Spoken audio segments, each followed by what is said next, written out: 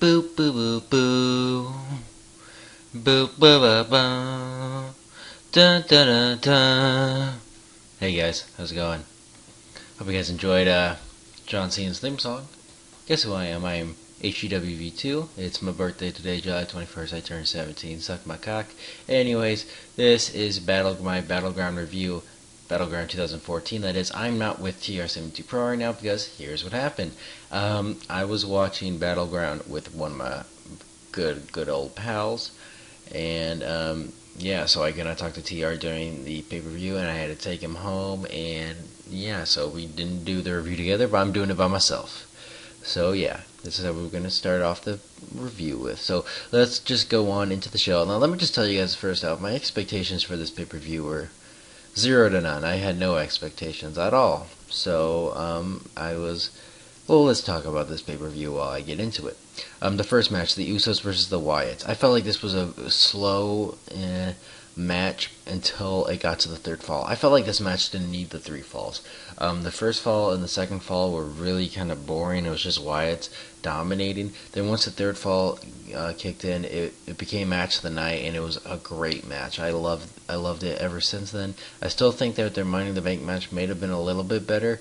I felt like their Money in the Bank match had a lot more spots that I liked.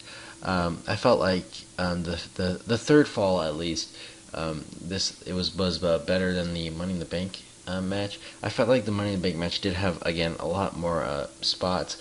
I felt like the Luke Harper spot where he did the double suicide dive. I felt like it's still one of my favorite spots of like this year and my favorite spots ever. I mean, it was a great spot.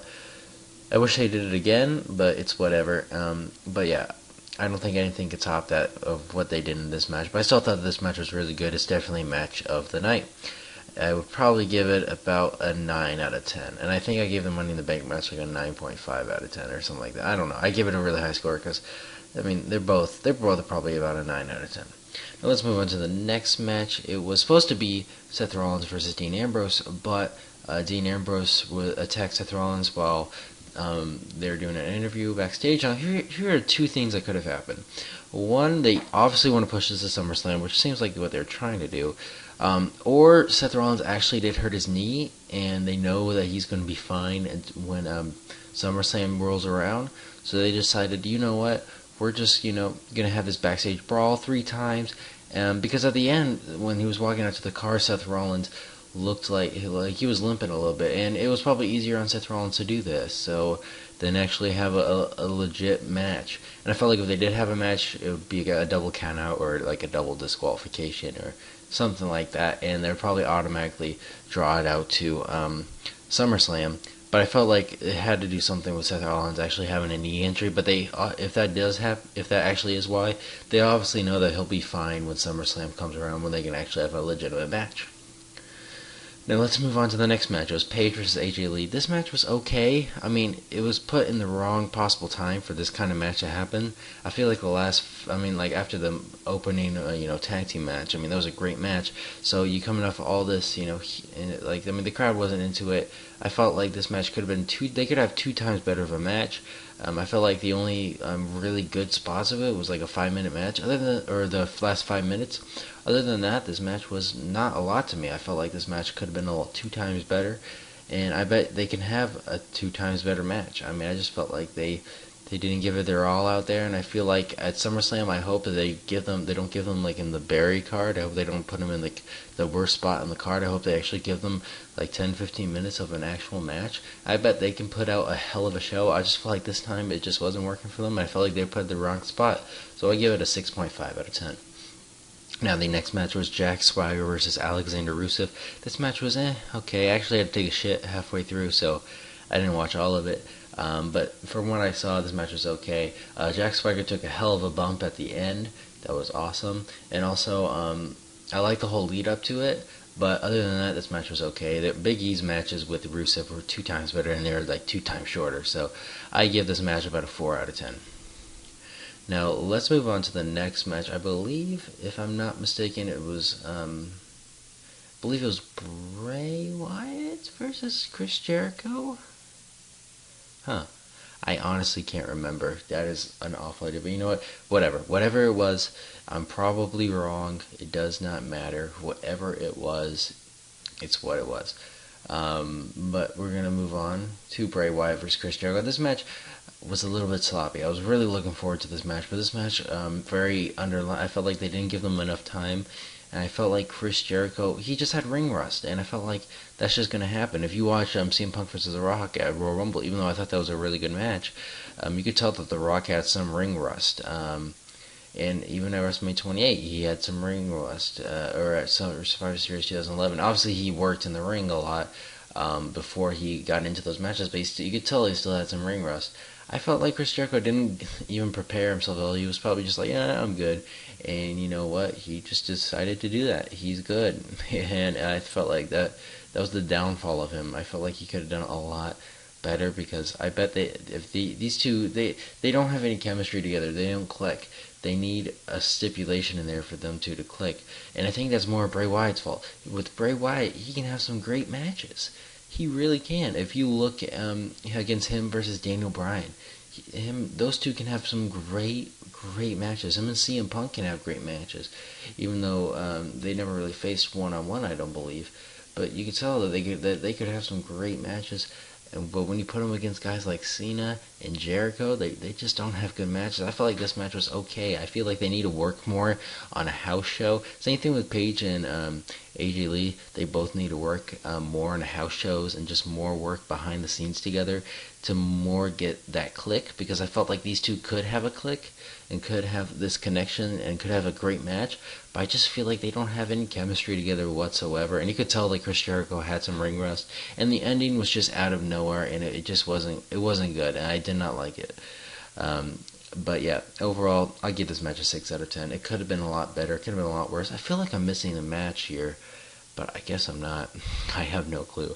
If I am, I'm sorry, but you know what? The only thing I can remember was there was a Stardust Goldust thing going on there. You know, I'm gonna look on my phone real quick while I talk about this next match. It was the Intercontinental Championship Battle Royal match. I thought this match was actually pretty good. It was a pretty entertaining Battle Royal. I always think every Battle Royal is good. Or not good, but like they're always good. They're never bad, in my opinion. I mean, look at the Andre the Giant Battle Royal. That was really good. I really did like that. I mean, yeah. I mean, that was all I have to say. I mean, it was a really good an IC title Battle Royal match. I thought Dolph Ziggler was going to win. I totally forgot that Miz was outside the ring, but Miz was outside the ring and he rolled under the ropes like twice, and then all of a sudden he comes out. I'm freaking out because I'm like, oh, Dolph Ziggler's champion, and then the Miz wins. So obviously you can tell that they're going to probably go somewhere at SummerSlam. The Miz versus Dolph Ziggler versus Sheamus. At least they're doing something with Dolph Ziggler. However, I do feel like they actually can unify the titles. Like, honestly, look, I've looked at their card and they don't, or their superstar list or whatever it's called, and they don't have anybody going for them. I mean, there's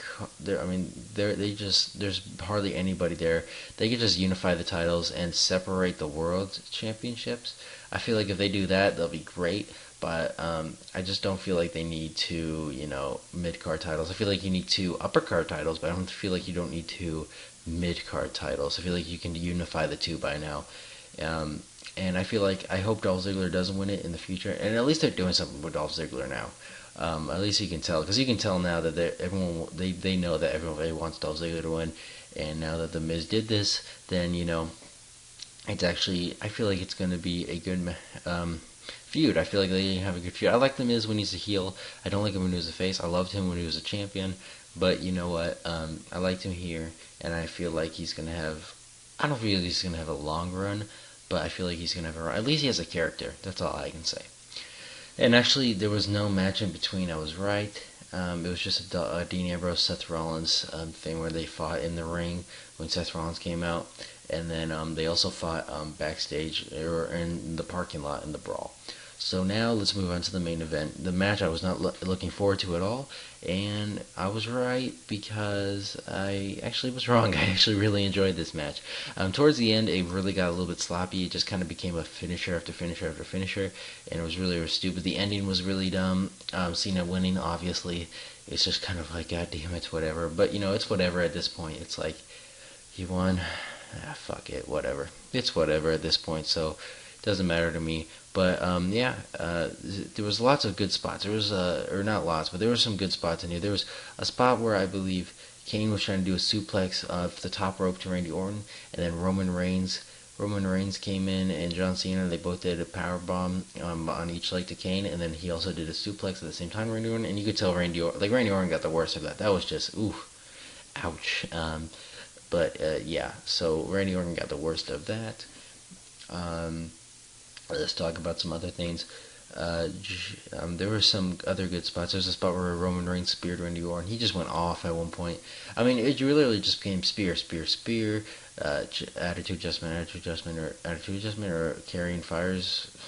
I don't even know don't even know what to call it. It's like fireman carrying fireman or whatever the fuck. Choke slam, and RKO. Although he didn't really hit a lot of RKOs, but still, it became a finisher fest at the end or towards the end.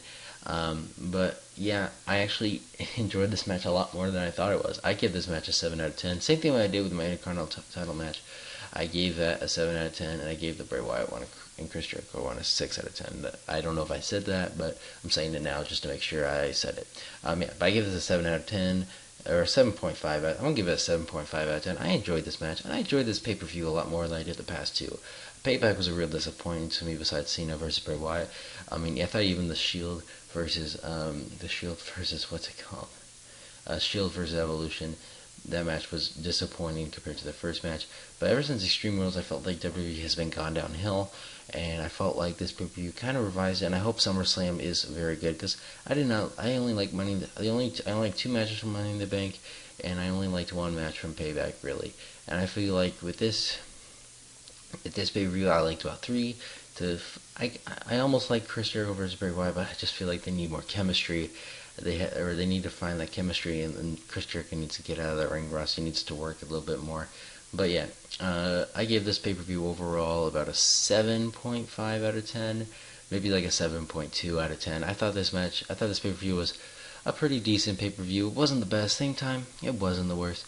I enjoyed it very much, and I had a good time. It's definitely worth the WWE Network description. However, I felt like if you paid $59, no, you didn't need to pay $59 for this one. I feel like you probably should have just paid for the network by now, unless you're not living in the U.S. of A. So I hope you guys did all enjoy this review. Let me know what you guys thought about Battleground in the description below. Did you guys like it or did you not? Hope you guys do and all enjoy. And I'll see you all later. Peace.